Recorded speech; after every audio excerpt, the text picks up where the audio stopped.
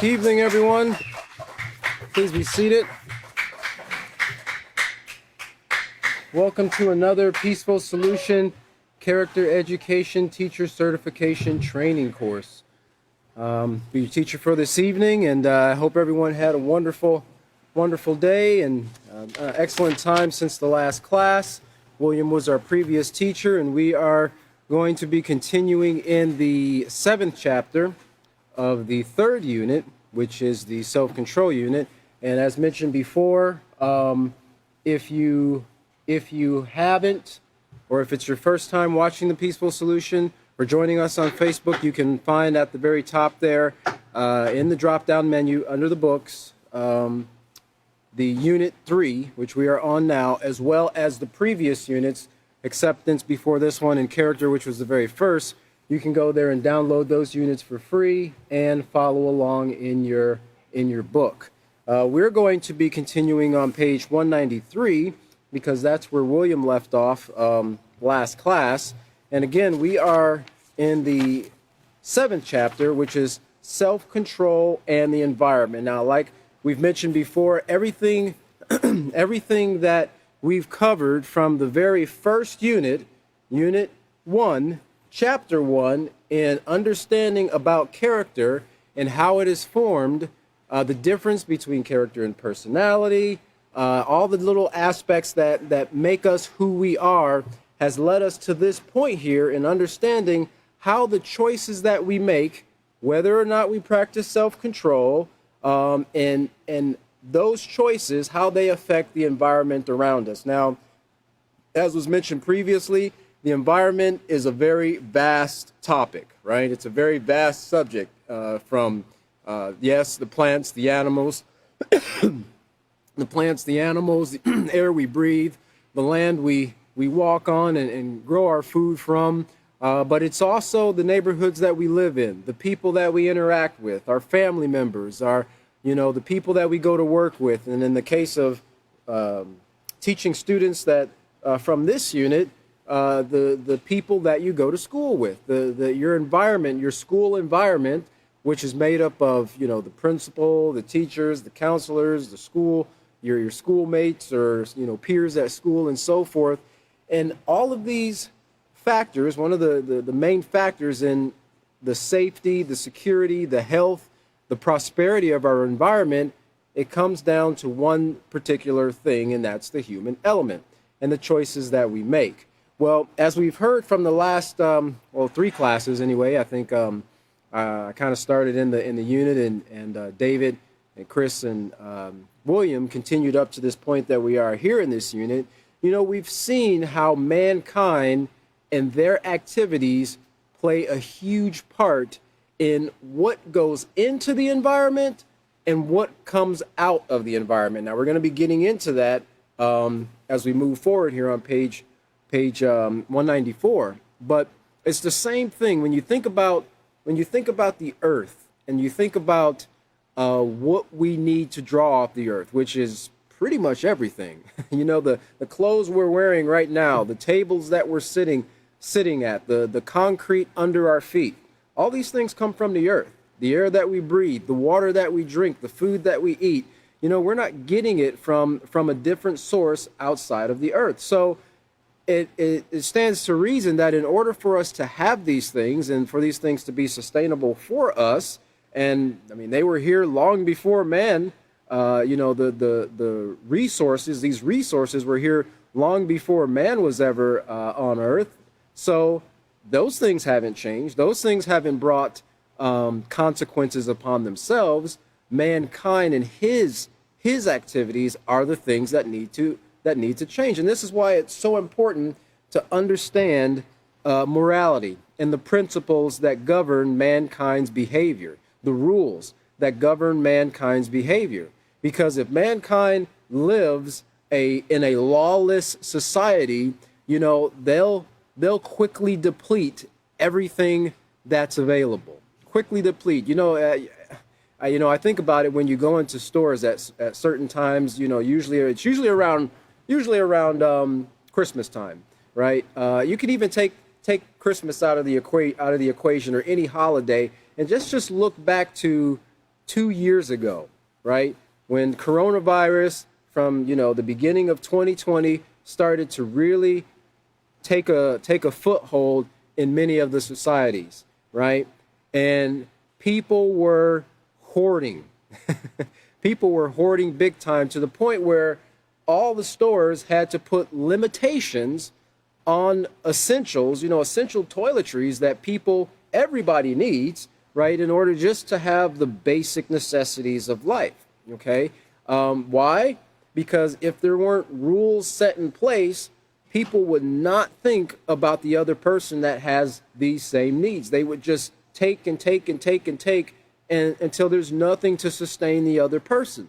Well, this is completely opposite of the characteristics that are brought forth in the peaceful solution, because the peaceful solution actually teaches us to have care, consideration, and concern, not only for ourselves in regards to self-respect, but for other people, including the environment and so forth. And so they had to put restrictions on things like toilet paper. And I think it's still a mystery to this day why people thought that was the main thing that they were going to need if they had to be hunkered down in their houses for 3, 4, or 6 months or whatever. I guess they thought about food a little bit later, but this is just one of the things. Lysol spray cans were another thing. Most disinfecting type things that you were trying to get, they had to put limitations on those things, and we saw that slowly kind of dwindle down afterwards because the hype wasn't there, the sensationalism wasn't there, or to encourage people or influence people to go and try to grab these things. Well, anyway, this is what occurs when you have a society without laws, okay, or without rules to govern and keep things safe. And we're going to get into a little bit of these things in regards to, the resources that we see continuously depleting. William and Chris talked about some of these things. William talked about the Route 66 and how, this kind of spurred a new generation of transcontinental travel, right? It spurred, a huge demand for consumption, right? It increased consumption. Now, before that time period, people traveled. Yeah, they traveled. Everybody's traveled from the beginning of the history of mankind. People traveled, right? They seem to manage pretty well getting from point A to point B. And that's not to say that the technological advances have not made improvements that are very beneficial for us, because in a lot of cases they have. I would much rather, as was mentioned in the previous class, take a 10-hour flight, down to Argentina than to take a 6-month journey down there on foot or horseback, or donkey back, or whatever the case might be, and swimming through, anaconda and alligator-infested waters, or taking a boat through the waters and sweating and mosquitoes and everything trying to eat you. I'd much rather just hop on a plane and let somebody else do the flying, or like they said with Greyhound, leave the driving to us, right? Of course, that seems like a whole different environment right there. But technology has made for some very beneficial advances for society, right? And as was mentioned and will be mentioned, it's not necessarily the technology that's the culprit, right? It's not the invention of an automobile, or an invention of a cordless phone or a cellular phone that's the problem. It comes back down to the character of mankind, how they use it, and the intent for which those things are made. Right? We saw some of the information in regards to the nuclear weapons, right? The nuclear weapons, nuclear fission, and how we had an arms race in the mid part of the 20th century in the United States and Russia and probably some other little countries, but those were the main players. They were racing using this technology that was discovered and formulated in 1934, right? And they started really, they saw the potential of this. And what was the first thought in the mind? Wow, Sizzler, he turned that patent over to what? The War Office, right? He turned it over to the War Office to help in the war efforts, okay? It wasn't, how can we use this to benefit mankind, right? How can we use this to improve our quality of life. No, it's how can we use this to destroy our quote unquote enemies, right? Well, why is there enemies? Why are there enemies among nations, among people, among neighbors, and so forth? Well, that's getting to the heart of it, going back and understanding character and the rules and respect for one another and their property and so forth. And when we get to the root of it and see the problem, then we can start applying the peaceful solution like we present in the Stop All Wars campaign that we presented many years ago. It's still, you can go to stopallwars.com and it'll take you right to that page on the peaceful solution and show you the steps that you can take to start to begin the process of putting an end to war in your life, okay, and in the lives of others. Well, they use this technology to do harm. They use this technology to fight against their neighbor. And I remember after we kind of watched a documentary some years ago, and I know I've watched one on my own. It was a documentary about the atomic bombs that were dropped on Hiroshima and Nagasaki. And of course, America was rejoicing. Everybody was dancing in the streets and showing how this great technology, this great weapon had actually put an end to the war, because as of 1945, we have had no more wars, right? The atomic bomb, those two bombs, that completely stopped all wars, because everybody was thinking, oh, we don't want that dropped on us. Let's just be friends, shake hands and be friends, kiss and make up, or whatever they say. Let's go have a cup of coffee together, right? No, we've continuously have seen wars. And so this goes right back to the very premise in the beginning of every book, Peaceful Solution book, the very thing that the author heard in the presence of his father: two wrongs don't make a right. Two wrongs never make a right. Retaliation does not solve problems. It has not ended war. It didn't end the war back in 1945, and the use of it today will not solve problems today, in this time period, right? The only thing that's going to change mankind's desire to destroy themselves is to change the heart and mind of mankind with education in the principles, the morals that will bring forth peace. And that's what our job is here. And that's why it's so important. That's why, we're really pushing, this message out to get people to see the value and the benefit in it, because every day we're seeing a continual depletion of our resources. Either depletion because there's not that many, or depletion because they're being contaminated, and not, most smart people won't want to eat them. Educated people won't want to eat them. So, keep these things in mind as we move forward, because we're going to have to take this knowledge and use it to turn things around, because everybody can see right now we're heading towards war, right? It doesn't take a rocket scientist. Any rocket scientists? Okay, no offense to any rocket scientists, but it doesn't take a rocket scientist when you look at the news to see that, everything that's in the news, Russia, China, the U.S., Taiwan, all these other places, it's not just war, it's nuclear war. That's what's on the horizon, okay? So have your mindset towards that, but look at these things that we're talking about, because everything that William and Chris brought out and David brought out in the previous classes, they're contributing factors to what we see taking place in the minds of our leaders that have their hearts set on destruction, right? Because the STDs that William was talking about, and we've brought it out before, and he didn't get super deep into it, but just kind of scratching the surface. I mean, and painting a really great picture in that, though. These things, they move not only into the body, throughout the body, but they actually make their way into the mind. Back in the early 1900s, most physicians they attributed many stages of psychosis and schizophrenia to STDs, particularly syphilis.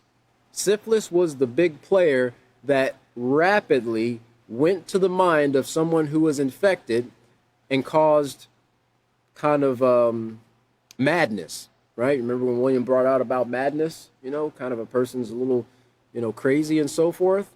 and it caused that. And they were able to detect that, going to the mind of a person. Now, of course, with this technology, right, they've brought about antibiotics and, vaccines and things of that nature that they can give people so that they can live longer with the disease, okay? Not teaching them what brought it, and so they can turn their lives around, but just enabling them to continue in that path of destruction while spreading it to other people, spreading it out throughout their environment, okay? And like was presented in the previous classes, all these things that come from mankind going to the earth, right? You remember the beach, when William was talking about the beaches and the things that are found on the beaches, the condoms that are found on the beaches that make their way into the oceans, that, get into the coral reefs, and those things are suffering as a result as well, and how science has found herpes in the coral reefs. And I was looking for it, and I hope to have it for you next class. But how also science has also found these very things in the air above our heads, right? The air that we breathe above our heads, STDs, insects, hair, spit, saliva, blood, fecal droplets, right? All these things in the air above us, and they had to get there somehow, right? But under typical circumstances, our air wouldn't be contaminated if mankind was following the rules that govern moral behavior, right? It's like being in a room of people who are healthy and have clean bodies. When you're breathing that same air, you don't have to worry about getting sick, right? You get on a plane with somebody who has tuberculosis, now everybody has the potential of catching tuberculosis because that's an airborne illness, okay? So this is why following the rules is so important, because when we do things that bring our own health down, it doesn't just stop with us, right? We don't typically just crawl into a hole and stay to ourselves for the rest of our lives. People go on about their lives, and in many cases they go on spreading these things throughout the people that they interact with, but definitely, like what we're talking about here, putting it into their environment in one way, shape, or form. Let's see here. So we talked about Route 66, STDs in the oceans. William showed us some of the pictures of the flesh-eating bacteria, the things that people catch from handling certain things, and not only handling fish, but just taking a dip in a body of water. Imagine wanting to relax and take a dip in a body of water. It's a hot summer day. Maybe you step on a rock or something like that, or you dive in and maybe scratch your hand on the sand, on the surface underneath the water, or maybe you didn't. Maybe you already had a little cut. But next thing you know, you've got a little red bump, and then it gets itchy, and then it grows, and it turns into a boil, and it gets bigger, and then now, oh boy, what's going on? You've got necrotizing fasciitis, right?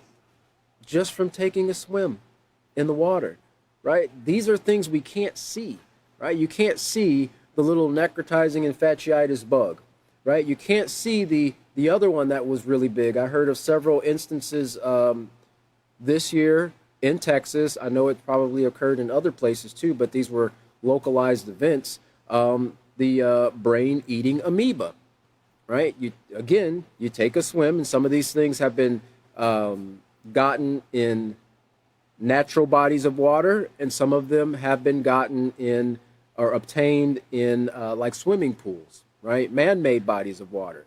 And a lot of the cases, it was very young people. Well, this little bug makes its way up your nose, and then what does it start to do? It starts to eat away. It starts to eat away your brain.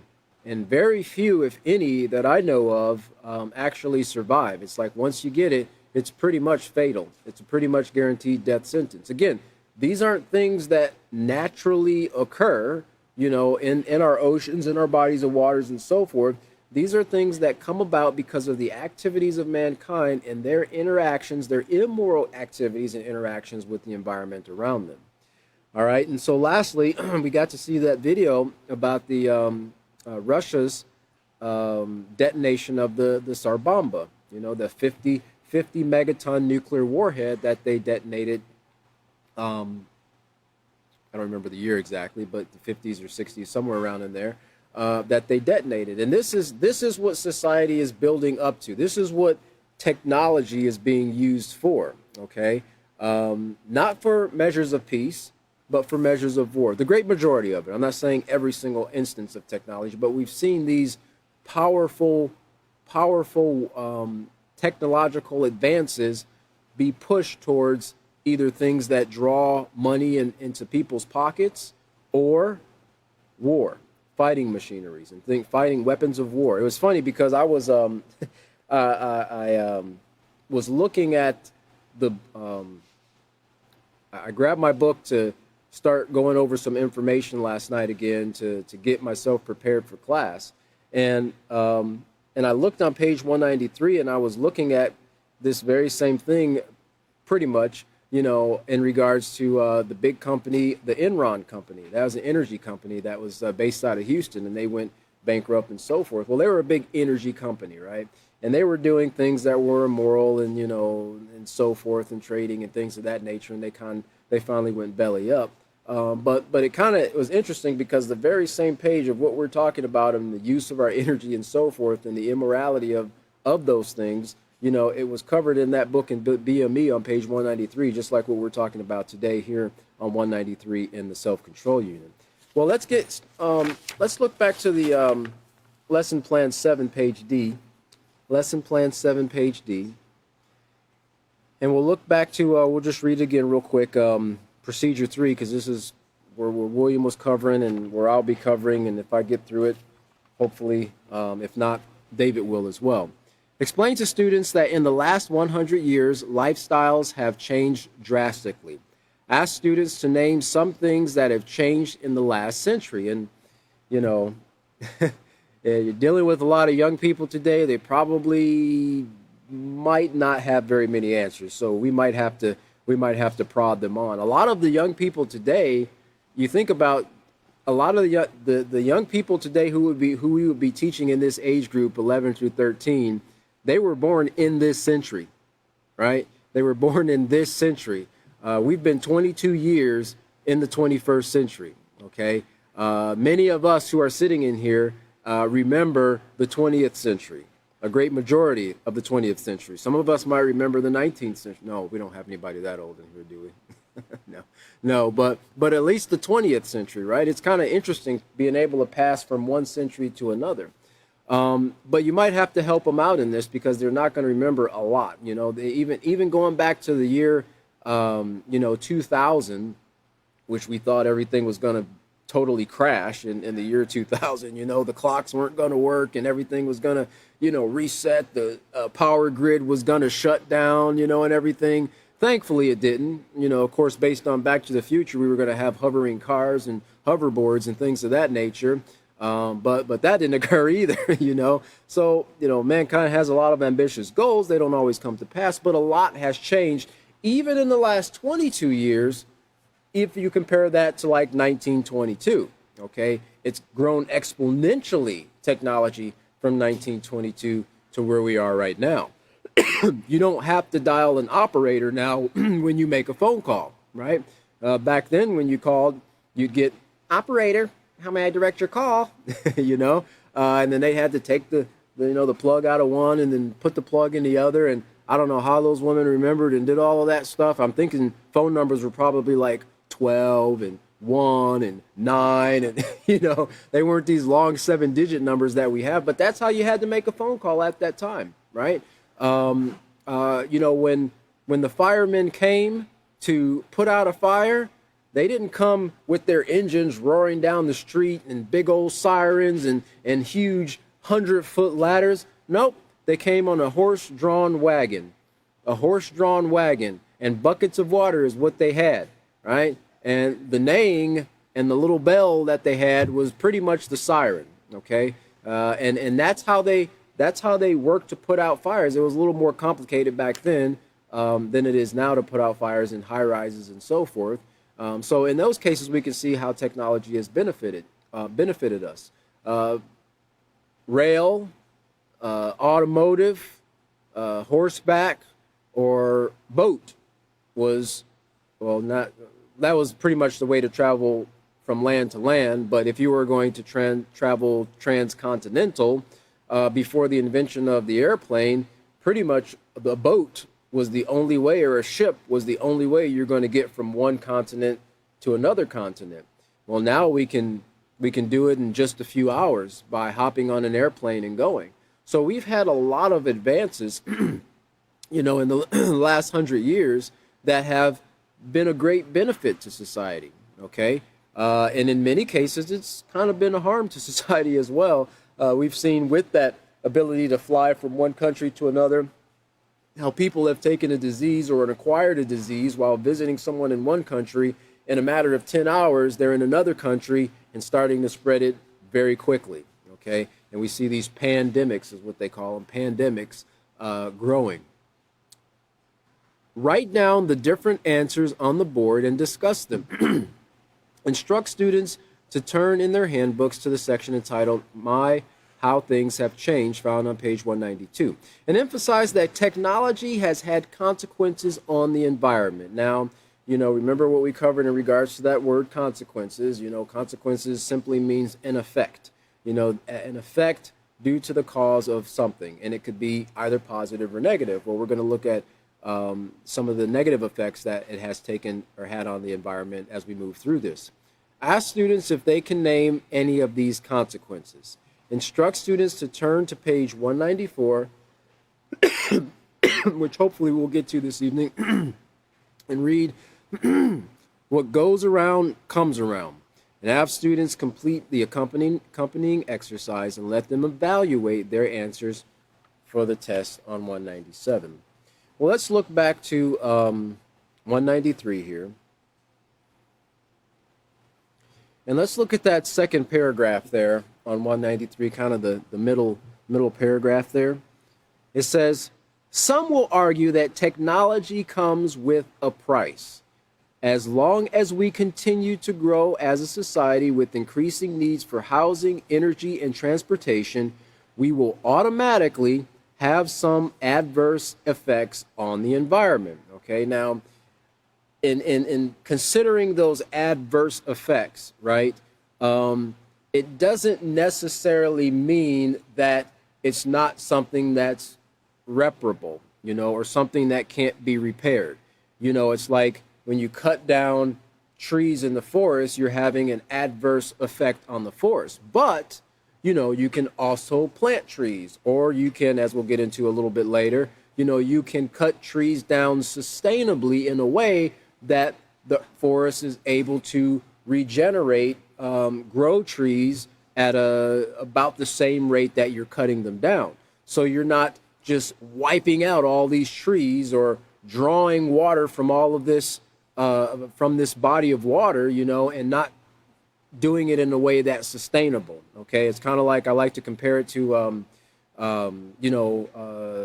working out or working your muscle or strengthening your muscles, right? When you strengthen your muscles or when you work out, and most of us know this, and you want to do some curls and get your arms bigger or do some push-ups, the natural process of that is the muscle kind of tears, it kind of rips, and that's an adverse effect to that muscle. But also what occurs is the body rebuilds, but it rebuilds the space that was torn. So as a result, the muscle gets stronger and the muscle molecules or whatever, the muscle cells increase. So you become stronger because you have more muscle mass. So it's an adverse effect, but it's done in a way that enables it to repair itself. And in the long term, you can have a sustainable benefit from it. Well, if we think about utilizing the resources in our earth in the same way, then we'll see how we can be of benefit and not just take. If you overwork yourself with exercise, you can actually do harm to your body. You can deplete your body from many electrolytes and hurt your muscles. You can overdo it, and this is what we've done to the earth. Let's look at our first slide there. I actually don't have my copies here. Let's go to number 2 there. Sorry. And what we're looking at here is the definition for this word technology, because it says some will argue that technology comes with a price. Well, if you look at that word technology there, it's a noun. It is the application of scientific knowledge for practical purposes, especially in industry, whether it's automotive, food, agriculture, whatever the case might be. They give an example, advances in computer technology. Another definition, or the second one, is machinery and equipment developed from the application of scientific knowledge. Okay. Now, if we look at the next slide there, and we'll look at the word science there, because scientific comes from the base of this word science. It is the intellectual and practical activity encompassing the systematic study of the structure and behavior of the physical and natural world through observation and experiment. So in other words, it just means, experimenting and observing things is the process of science, right? Part of the root word, the etymology of the root word of science is to know or knowledge, knowledge and so forth. So, technology is the development of things through observation and experimentation that can be beneficial to mankind if it's used properly. And so these are some of the things that we're looking at that has allowed technology, or that has grown with society in this time period: housing, energy, and transportation. And we're going to look at that in just a little bit here. Just look at some of the things that's taken place with even the effects of prices on these things.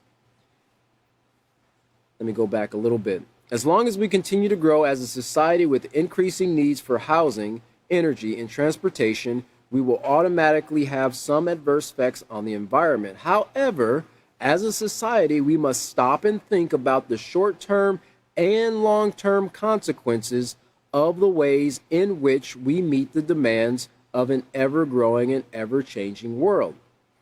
And I want us to think about this because it was brought out in the previous classes from the previous teachers about when we think about, and I brought it out at the beginning of the chapter here, about the earth, right? The earth is not just a rock in space.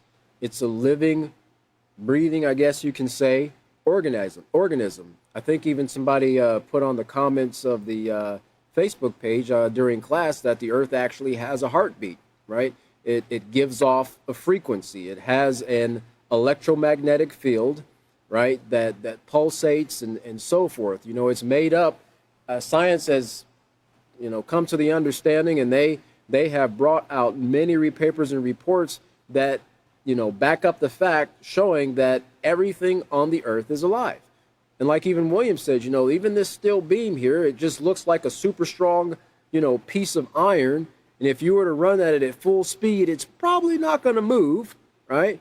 It's probably going to make a nice Liberty Bell sound, some type of bell sound. They say what occurs when you unstoppable object meets unstoppable force meets an immovable object, or whatever the case might be, right? But that thing right there is alive, right? And even if you were to, shrink yourself down microscopically, or to take a microscope and put that thing underneath an electron microscope, you could see all the little cells, and they might be moving really slow. Atoms might be moving really slow, but they're there. But it's the bond that they have electrically, that holds them together. It's a charge that holds them together, and different bonds and different electrical charges give different strengths of things like iron, or the softness of wood or plastic.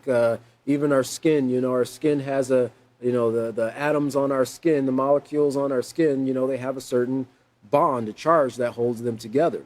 And so, all of these things, they make up the earth, right? And if we're consider that as the population grows, right, the earth is able to sustain that population, mankind, right? Because all of our resources, including us, we come from the earth.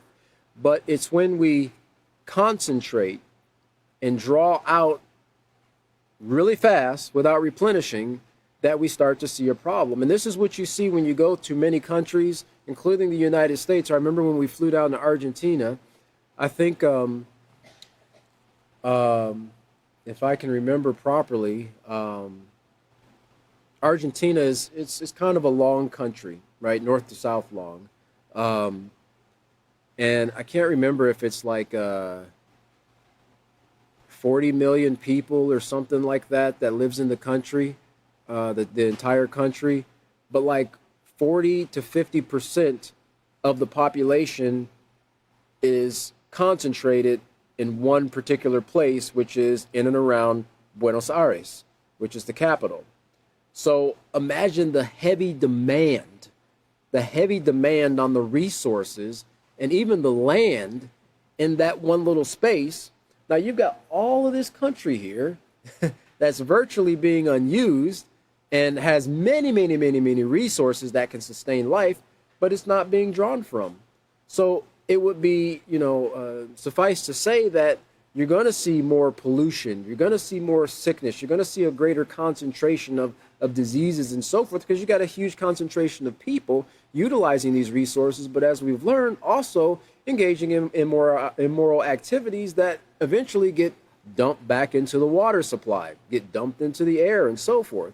So you're going to see a higher concentration of sicknesses in those areas than you will if you go far, far out away from the big cities. And this is why people kind of like to get out into the country, right? They like to get out into the country for what? A breath of fresh air, a breath of fresh air. You don't realize how fresh the air is, and that's actually what Buenos Aires means. It means great air, good air, how great the air is until you get out of the country, That's kind of like I say, when you're in the bathroom, you don't smell anything until you get out, and then you come back in the room and think, my word, what died in here, but you have to actually get out of that environment before you're able to realize, wow, there's actually some really beneficial things out here for me, for my health, especially benefits for the health. And, one of these days we're kind of going to, get back to that. But anyway, let's look at our next slide here, because we're going to look at some of the effects of housing, energy, and transportation. Let's just for comparison here, the average cost of a new house in 1972. Now that was just like 4 years before I was born, and this is not taking into consideration certain neighborhoods and things of that night. This is kind of the average median cost of a new home was around $27,550. Okay, you can barely buy a new car for that much today. But let's look at the average cost for a new home today. The next slide. $248,000 to $448,000 for a new house. Now, would we say it's because the trees have become more expensive? I wouldn't say the trees have become more expensive. Some of these items that go into the houses, they might be more expensive. Fiberglass insulation. I remember back in the 50s and so forth, some of the insulation that I remember seeing in the homes were just like bats of paper, balled up paper and things of that nature. That was what used to kind of insulate the homes. Let's look at vehicle costs. Back in 1972, the cost of a new Chevy truck. Now, this is nothing for the Ford guys. Okay, I'm sorry. I'm only picking one right now. I heard some slobber hitting the floor when guys saw this truck right here. In 1972, a new Chevy truck, $2,680. $2,680. In 2022, on our next slide, the cost of a new Chevy truck, $34,600. $34,600. So, we're seeing some of these things, in the increase, the inflation, and and a lot of things have gone up in a very short period of time, because cars were pretty cheap for a long time. Then all of a sudden, boop, they just started shooting up. I mean, to get a fully decked out truck now, it costs you near $100,000 for a truck. Can you imagine making, $1,400, $1,500 payment on a truck, right? Or a car or something like that. Let's look at energy here on our next slide. Up north, a lot of people heat with fuel oil. Kerosene is kind of the same thing, but number one or K1 fuel oil. In 1972, to heat a home, the average cost. Now, this is a little bit different because we had around this time period the oil embargo, all right? And prices really shot up. People were at the pumps trying to get oil and gas, and it was really hard to get anything. But even with this great surge here, you see heating costs became a great concern to Americans during the 1973 oil embargo, when home heating oil costs soared from 1972 prices. So we see what they were at 1972, 20 cents per gallon, to a new high of $1.73 in 1973. So just in 1 year, the prices shot up because of an embargo, right? A trade embargo, okay? Not because it costs more to pull oil out of the ground, but because of an embargo, which is a disagreement or a conflict that was between two people or two nations. Homeowners rushed to find alternatives to keep warm, and in many cases, they went to propane or electricity.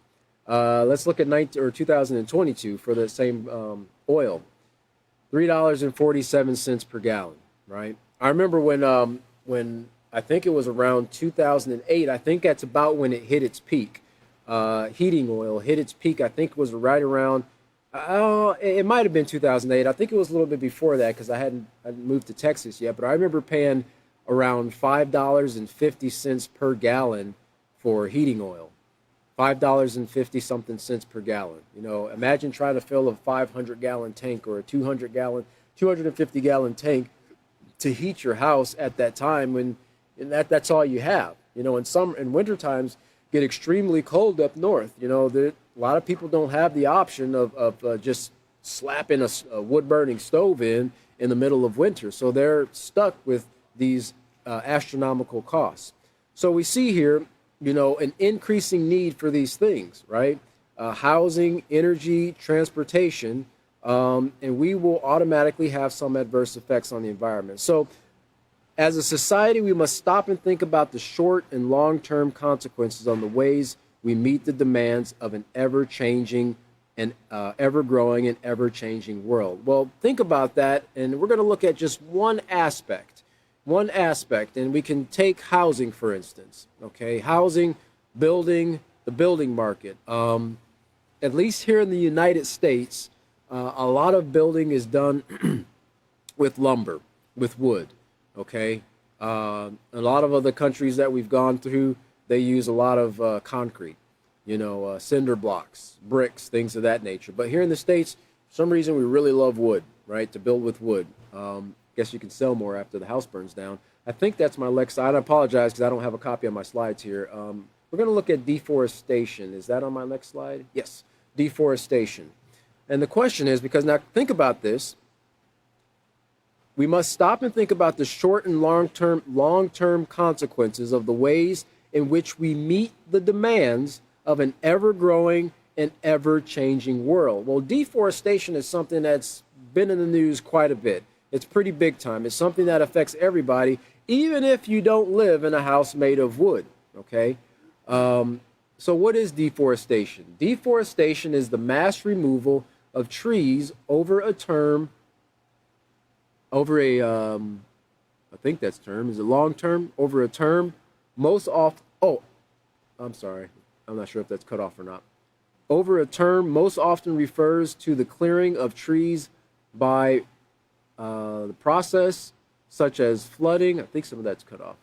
It might be my mistake for the way my slides formatted. Flooding or fire can take down. Yeah, I'm missing some of that. Such as flooding or fire can take down. Yeah, I'm missing some. So I'm missing some words there. Frequently, deforestation occurs. All right, so look, frequently deforestation occurs to clear land for farming or to collect timber from the fallen trees. Maybe it's not cut off. Regardless of what drives deforestation, the end result is the same: the destruction of an ecosystem that once was protecting our planet. Okay, and why is that? Because The deforestation is the cutting down of trees, the mass cutting down of trees. Now, again, there's nothing wrong with cutting down trees. We're talking about doing things and making decisions to meet the ever growing and changing of our world, but doing them in a way that's sustainable. Everybody here knows what trees are beneficial for, right? Right? You know what trees are beneficial for, not just giving you shade in the summertime, right? Not providing you apples when you're hungry only, but trees are one of the biggest contributors of oxygen. One of the biggest contributors, not the only, right? I think it's plankton is another one. Plankton in our oceans, I think they also convert resources into oxygen. Things from the ocean convert things into oxygen, but trees, they play an enormous role in the converting of carbon dioxide, which is what we exhale and what a lot of plants and things like that exhale. And they take that's food, that's nourishment to them. It's beneficial for them. It's our waste product, but it's food to them, okay? And they take that, and they also, through the process of photosynthesis and so forth, they take that and convert that into oxygen, and that they breathe that out, and that goes into our air. And our oxygen makes up like 21% of our atmosphere, approximately, right? They've said that our level of oxygen has gradually been decreasing over the years. The level and quality of oxygen in the earth has gradually been decreasing over the years. Well, when we continue to take away from the plants, that's their job. Trees have a job, right? To convert certain things and to convert those things into something that's beneficial for mankind, right? The same thing of the fish and the microorganisms that are in the ocean. They have a job to convert certain things, sometimes, a lot of times, waste byproducts, into something that's beneficial for the fish and the aquatic life in the ocean, but also things that get brought back into the atmosphere through the process of evaporation. Well, when we start to deplete those things, and not just deplete them, but when we start to contaminate them, right, through the activities, the immoral activities of mankind, we talked about the STDs and so forth. These things get back into the environment, and it weakens those microorganisms' abilities to do their job. So, is there an increase of carbon dioxide, in the atmosphere? There probably is. There probably is, to some degree, right? Is there an increase in methane gas? There probably is, to some degree. Not that the atmosphere can't take care of it. It can. It is designed to do so, but it's like it's sick now, right? The atmosphere, the soil, the microorganisms that have a job to do, it's sick. How many of you have ever gone to work when you're sick, right? I know I have. I remember driving to a job site. I had a severe tooth infection one time, and I got to the job site, and I sat in my truck, and I said, let me just take just 15 minutes. And I woke up 3 hours later, and I realized how worthless I was going to be if I actually went to work. But sometimes you actually go to work and you're just dragging. It's like you can't go any faster. Everything is heavier. Your body's sensitive. Your clothes are irritating you. Well, these microorganisms, they have to deal with the same thing when they get sick.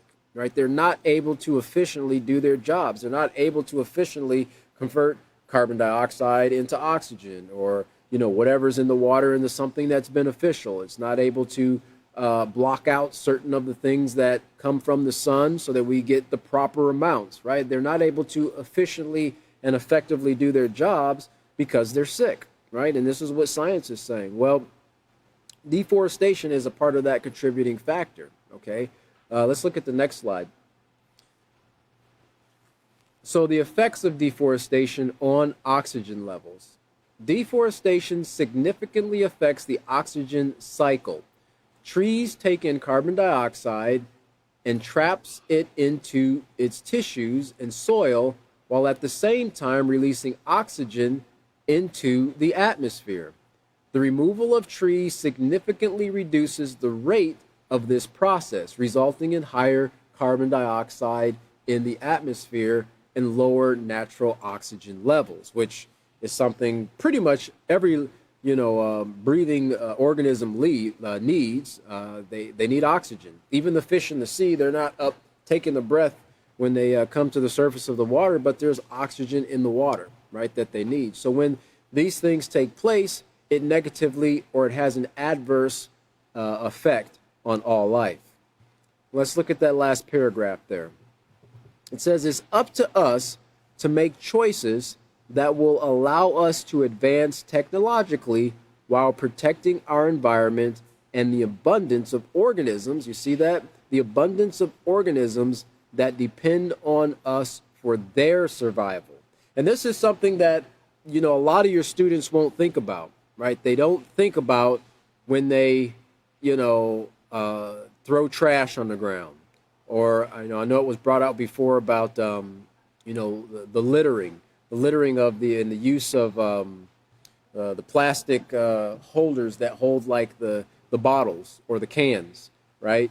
And a lot of those things were making their way into the ocean, which I believe we've shown before in the previous classes, the big plastic island in the middle of the ocean, right?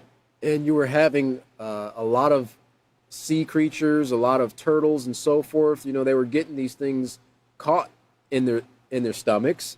In some cases, they were getting their heads stuck through them, and they were growing around them, and it was creating a harmful effect on those on that marine life. Okay, but when we're not careful of how we dispose of things or how we use things, then of course we can negatively impact the abundance of organisms that we actually rely on in order to have a healthy life.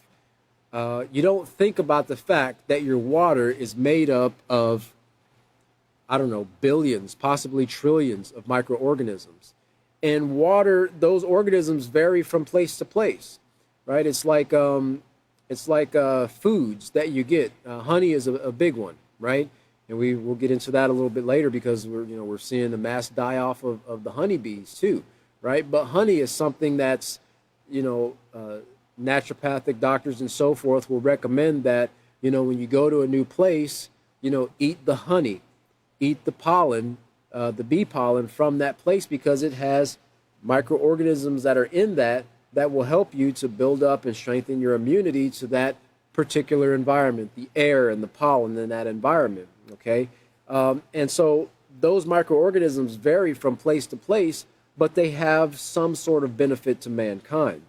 But when we are not careful how we dispose of things or how we use of things, then we can negatively impact those microorganisms or organisms that depend on us for their survival. So like I was saying before, you want to reiterate this fact to your students because I remember when I was 11 through 13 years old, I didn't give two thoughts about microorganisms, right? Microorganisms in water, in soil, what difference did it make if you dump some oil on the ground or poured some antifreeze down a storm drain or something like that? I mean, it's trash. It's all liquid, right? I didn't think about any of those things when I was younger, but those things, those activities, they can have an impact on the ecosystem or the environment. And you see the picture down there, the toxic chemicals and things like that, the byproducts that come from a lot of cases, manufacturing plants.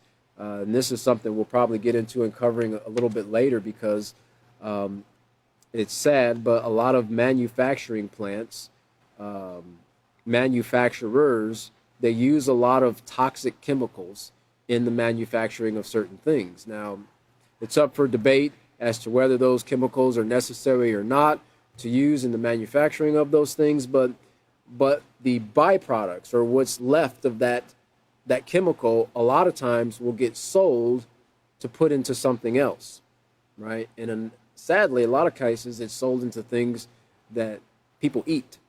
Okay, we just got finished watching seeing an article where in India there was a big investigation because a form of glycol was being found in cough syrup, popular cough syrup, and people were dying as a result of it.